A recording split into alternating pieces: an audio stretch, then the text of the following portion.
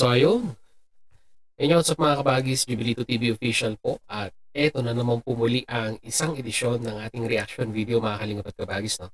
Pero bago po lahat, syempre po, mega love shoutout po muna kay Val Santos Matubang, kay Ate Edna Vlogs, Kalingap Rab, Ruelop Malalag, Kalingap Netizens, Kalingap Subscribers, Kalingap Supporters at ang ating po mga Kalingap Partners. Ayan, mega love shoutout po sa inyong lahat.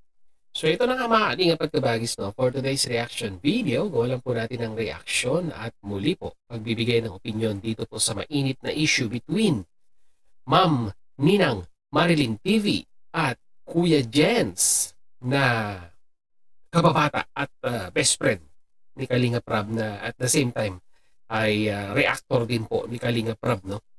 So kilalang-kilala natin yan si Kuya Jens na kanyan Jom Carl, di ba? Karamihan ng upload niya ay puro Jom Carl. So, ito na mga kalingap at kabagis, no? On the recent live streaming ni Kuya Jens ay may panawagan siya sa mga kalingap reactors regarding sa, alam niyo na, sa mga bangayan, sa pagiging professionalism. Marami siyang itinakel. At alam niyo mga kalingap at kabagis, itong mga panawagan niyang ito ay masasabi nating nakapaloob lamang po, no, sa mga love team na yan. Dahil sa tingin ko po, the issue between Ma'am Marilyn TV and Kuya Jens ay nag-i-evolve lamang po, no, sa love team. At the same time masasabi natin na yung issue sa mga clickbait ni Kuya Jens sa kanyang mga video upload. At masasabi din po natin na marami nga daw po ang nagre-report regarding nga po dito sa ginagawa niyang clickbait na yan. So anyhow, nag-live siya at wala naman siyang pinangalanan dun sa live niya. Pero nung parang inanalyze ni Ma'am Marilyn TV ay parang ang lumalabas kasi ay siya yung pinatatamaan nung panawagan na yon ni Kuya Jens. So, hindi na tayo kukuha ng video clips doon sa live ni Kuya Jens, pero i-plinay din naman ni Ma'am Marilyn TV sa kanyang live streaming dahil sinagot niya nga ito. Nagkaroon siya ng rebuttal dito at dito pakinggan natin kung talagang may punto si Ma'am Marilyn TV doon po sa sinasabi niyang siya ang subject nitong panawagan na ito sa live streaming ni Kuya Jens. Pero prior pa nito, mga kalingap at kabagis ay parang nag-report na po yata itong si Kuya Jens, although hindi pinangalanan ni Kuya Val Santos Matubang kung sino yung reactor na ito, ay binanggit na naman po ni Ma'am Marilyn TV sa kanyang live kung sino nga itong reactor na nagsumbong daw po kay Kuya Val Santos Matubang. Ito, pakinggan muna natin si Kuya Val Santos Matubang at bako tayo dumako kay Ma'am Marilyn TV. Para may kwan tayo, para may guide po tayo, no? Mahalingap at kabagis dito po sa ginagawa nating reaction video. So, narito po yun. Punta tayo kay Kuya Val. Kuya Val. Kuya Val. Kaya natin. May bagong problemang darating mga kalingap. May nagsumbong sa akin, ha? May nagsumbong sa akin kaya, itong si isang vlogger, reactor, inaway daw siya ni Marilyn TV. Sabi ko, teka lang po, pag-aaralan tayo ni kung ano ang problema ta. Inaway daw siya. Sabi ko, si Ninang, hindi mo pala away yan si Ninang. Kabait-bait ni Ninang. Tsaka hindi lang mabait, maganda pa. Ha? Kahit may edad na, mukha pa rin bata. Sabi ko, teka lang at pag-aaral, mamaya, makuryente ko kay Ninang. Magalit pa, murahin pa ako niyaan. Alam niyo po, ito ay problema natin lahat. Ayusin po natin itong mga ganito. Tulad kay Jan Rivera Official. So, doon. Stop na tayo doon, mga kalingap at kabagis, no? Dahil in-address na ni Kuya Val Santos Matubang yung pan nga daw po. Inaaway ni Ninang. Ito nga daw pong vlogger na ito, which is napangalanan din naman sa live ni Ma'am Marilyn TV. So ito, simulan na natin yung live streaming ni Ma'am Marilyn TV na sinagot niya nga po itong si Kuya Jens. Ito po yun. Sana ipakita mo sa social media yung pagiging professional, kung pagiging professional daw po sa mga reactor. And at the same time, sa mga viewers na rin po naka-address to.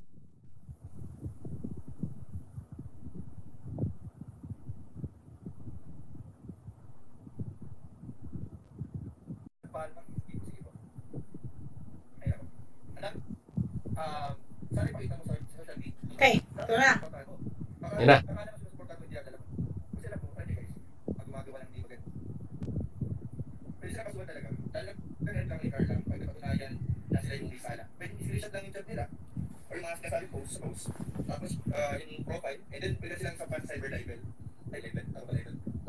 For your information, Kuya Jens, never kong binas si Carla at pamilya niya. At never ko rin binas si Jomar. Okay? Malinaw po yun, never akong nang bas at never akong sinabi ng may masama kay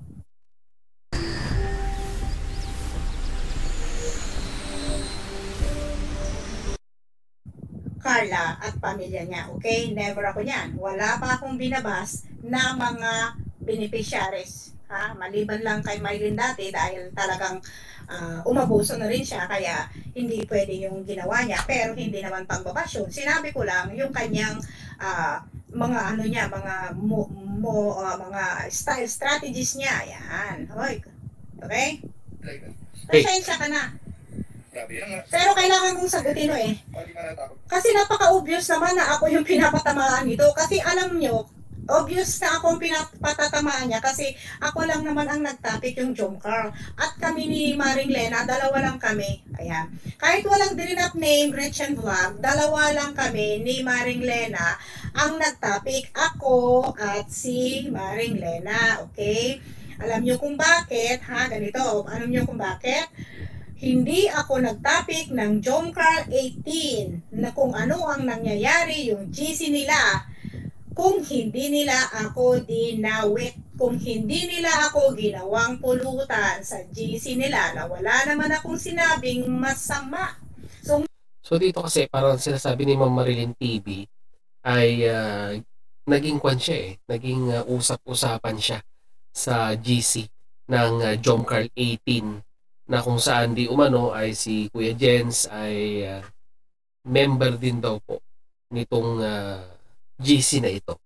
At maraming mga hindi magagandang salita na binitawan ng mga member ng GC laban kay Ma'am Marilyn dito. At mabuti na lamang, no, mga kalingap at kabagis, no, si Ma'am Marilyn TV ay napakalawak ng kanyang resources at marami ang nagpapaabot sa kanya ng mga miyembro din po ng GC na ito, ng mga screenshot ng mga convo. Kaya updated siya sa mga nangyayari sa loob ng GC na iyon. So yun po yung pagkakamali ng mga member ng GC na yan, ng Jomcar 18, na hindi nila kinilatis mabuti yung mga pinapapasok nila member dahil may naglilik pong info sa labas na nakakarating po kay Ma'am Marilyn TV. So pagpatuloy natin. Ngayon, naglabasan ngayon ang mga baho ng bawat GC. Pero wala akong pakialam dyan sa GC ng EDC kasi hindi naman ako sangkot sa pinaggagawa nila. Kung inano nila ako, kung sinangkot nila ako dyan sa GC nila at pinag-uusapan nila ako, maaari na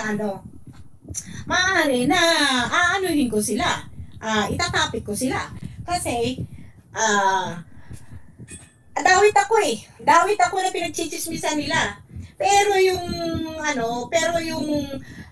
gagamitin nyo na pang blackmail sa akin yon para malaya nyong gawin ang lahat ng ginagawa nyo na pinang-chichismisan nyo, pinagmamaritesan nyo yung buhay ng isang tao, pinapakailaman nyo yung ibang tao, ay hindi naman maganda yun, di ba? Kaya nga, di ba, matagal na yon na pinapa-dissolve ni Kalinga Prab, yung mga GC na yan.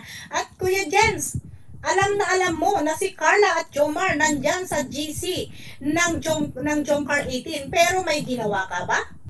Yun nga nakakapagtaka dito mga kalingap at kabagis, no? Kagaya nga po ng sinabi ni Ma'am Marilyn TV, matagal nang panawagan yan na i-dissolve ang mga GC.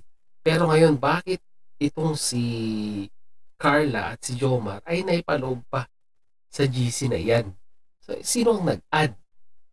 Yung po malaking katanungan dyan. At bakit inalaw na yung mga beneficiaries ay mapasama sa mga GC na ganyan?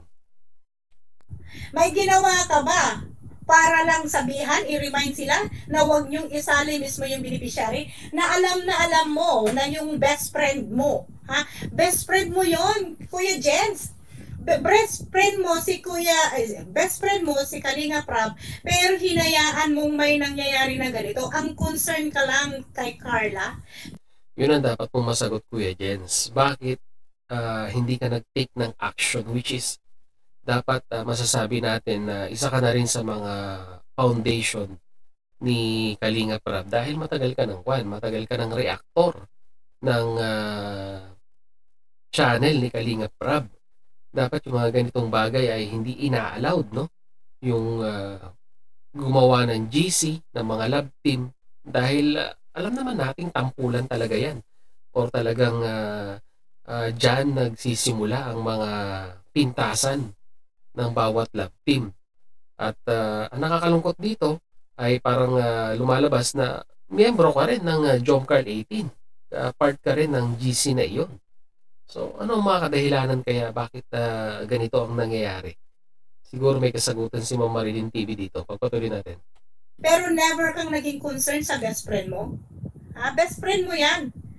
Mas naging concern ka kay Carla, pero never kang naging concern kay Kalinga Prab na best friend mo yon. Bakit? Dahil tumatanggap ka ng sponsorship dyan sa sponsor na yan. O yun ang mabigat doon, Kuya Jens, di ba? Sinabihan ka na tumatanggap ka ng sponsorship dito po sa grupo na ito, itong Jomcar 18 na ito. Which is kung tutuusin ay bawal po yan, mga kalingap at kabagis, na yung pagtanggap ng sponsorship, lalong-lalo na hindi naman po tayo charity vlogger. Reactor naman po tayo. Diba? Maano man lang na pag may mga ganyang klaseng kalakaran ay pwede naman nating i-address na yung ibibigay nyo sa akin ay ibigay nyo na lang sa beneficiaries para maidagdag sa maitutulong sa kanila. Pero bakit sinasabi ni Ma'am Marilyn TV ngayon na tumatanggap ka ng payout dito sa grupong to? So parang lumalabas ngayon, kaya parang dinidepensa mo ang GC na ito or ang group na ito dahil tumatanggap ka ng tumatanggap ka ng payout. Base dito base dito sa sinasabi ni Ma'am Marilyn TV. So pagpatuloy po natin. Kasama ka sa payout. Kasama ka sa sponsor, ini-sponsoran nila. Okay? Napaka-generous naman tong grupo na to. Ultimo Reactor ay may sponsor. Saan ka pa? Yun ang totoo. Alright? Kung hindi ka tumatanggap ng sponsor, hindi ka magsasalita. Pero dahil tumatanggap ka ng sponsors, kaya ka nagsasalita ngayon.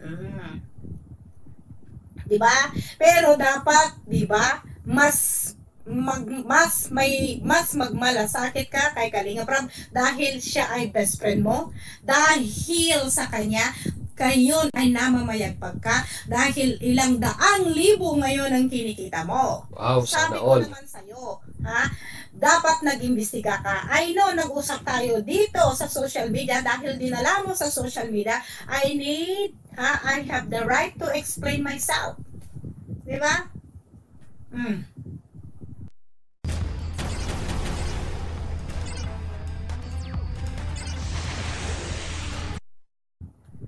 At hindi lingid sa kaalaman natin sobre.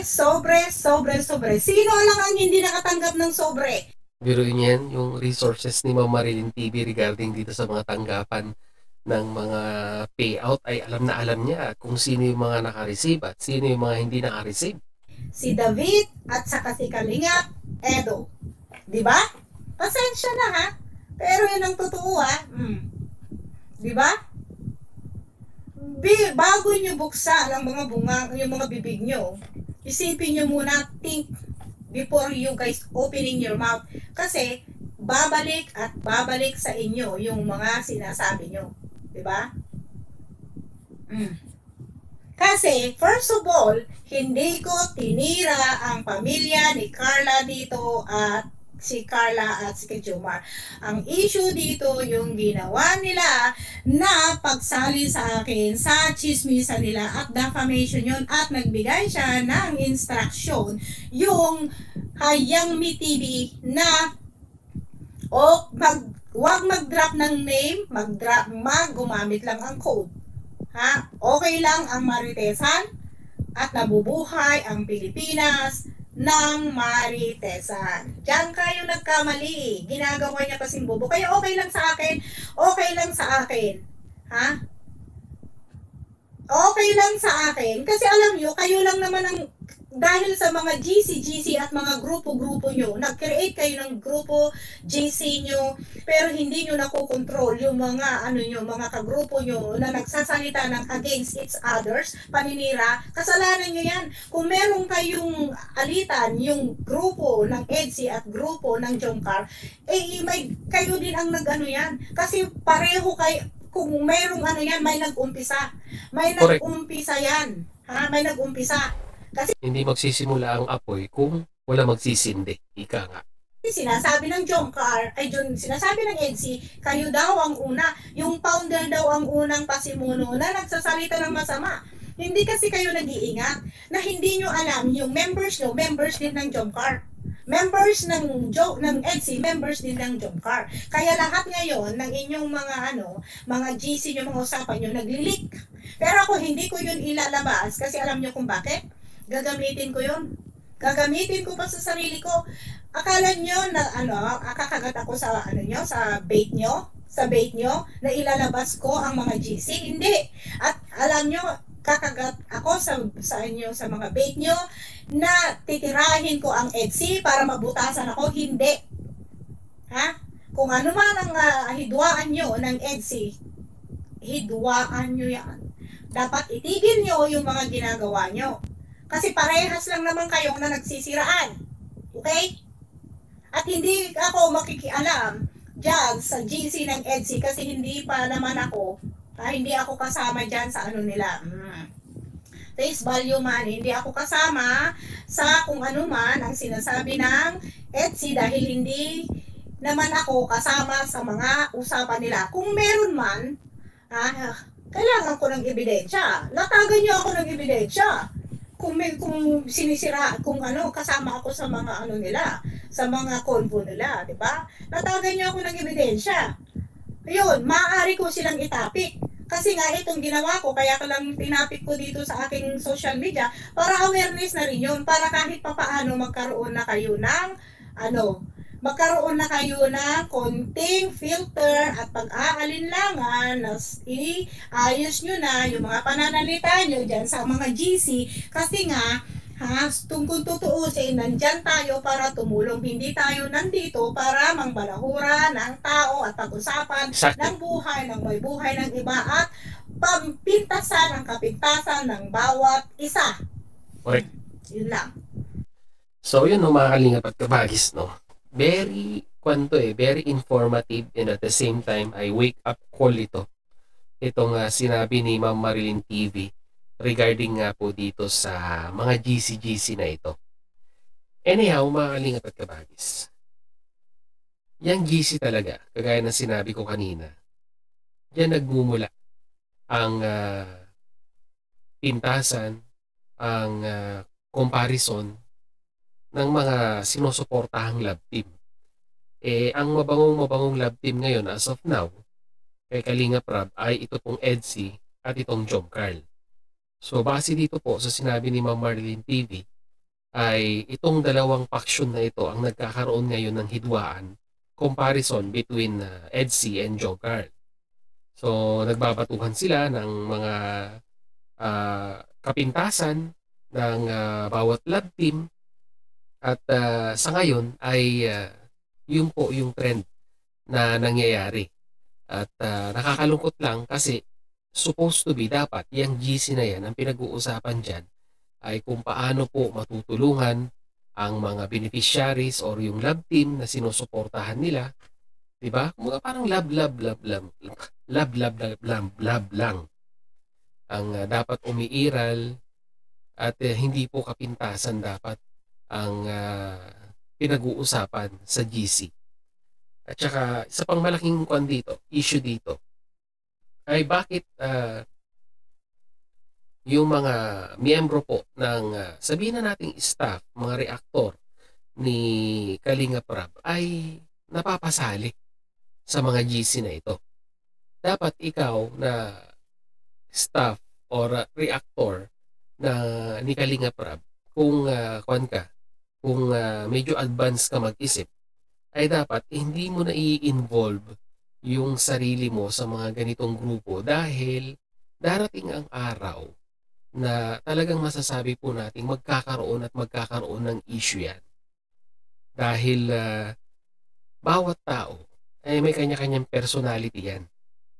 Kasi hindi naman po natin sila hindi naman po natin sila on the first place ay nakikita pa personally, nagkakilala lang sa GC, at hindi pa natin talaga kilala yung totoong pagkatao nila. Na ngayon ay sabi nga po ni Ma'am Marilyn TV ay pinulutan siya sa GC ng Jomcarl 18 at maraming mga hindi magagandang salita na binanggit laban sa kanya. Alam niyo po, mga kalingap at kabagis, no? Si Ma'am Marilyn TV, na yan personality niya na yan, kumbaga. Or masasabi po natin siya na yon. Ang ipinapakita niya sa camera ay yung totoong siya. Diba? Concern lang si Ma'am Marilyn TV sa programa ng Kalingap.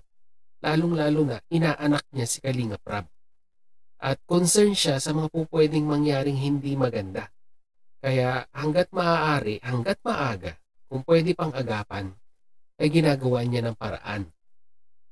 Yung style niyang ginagawang ganon ay nami-misinterpret ng mga viewers na sinasabi nila na si Ma'am Marilyn TV ay laging pabida-bida, laging ang style ng pananalita ay palengkera, or sabi niya nga rin po uneducated. Well, maaalingap at kabagis, no? Napakababaw ng ating pag-a-analyze sa ugali ng isang tao kung magbabase lamang po tayo sa nakikita natin sa camera or kung ano yung impression natin sa physical, or sabihin na natin, kasi yun mostly ang nakikita natin, no, mga kalingap at kabagis. Yung physical na anyo ng content creator, minsan judgmental tayo. Diba? Kung ano yung interpretasyon natin sa kanya, sa unang pagkita natin sa kanya, ay ginajudge na natin yung kanyang buong pagkatao, which is mali. Dapat, i-analyze po natin at i-judge natin ang isang tao kung paano niya hinahandle yung mga bagay-bagay, lalong-lalo na po pag mga sensitive matters. At masasabi po natin na kung paano niya palakarin ang isang programa.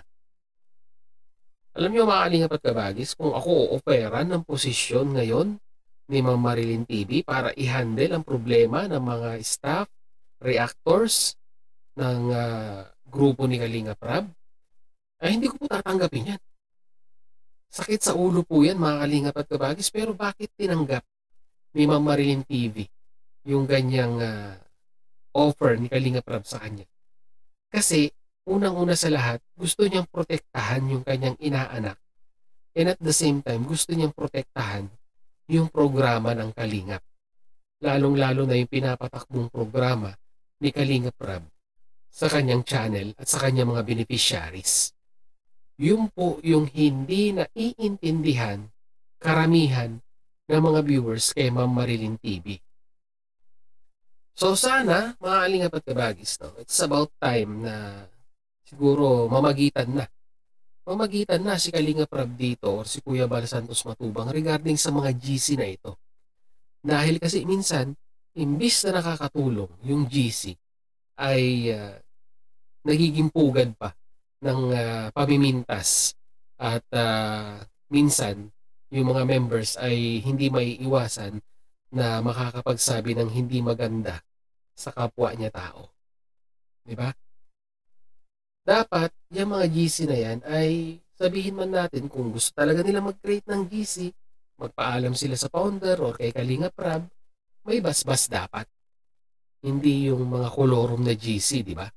Para at least kahit papaano namomonitor ng grupo nila Ma'am Marilyn TV. Although hindi ko po sinasabing kolorum yung Jom Carl 18 dahil sa pagkakaalam ko po ay parang napayagan na po or nabasbasan na po na maging official na group yan. Pero once again, dapat yung mga beneficiaries na tinutulungan ng Kalingap ay hindi po isinasali sa GC. Diba? Ano pong iniiwasan natin? Bakit kailangan huwag isali? Mamaya mawakwak na naman yung mga beneficiaries na yan at magkaroon na naman ng issue sa mga darating na araw. Ayun po ang dapat nating iwasan doon.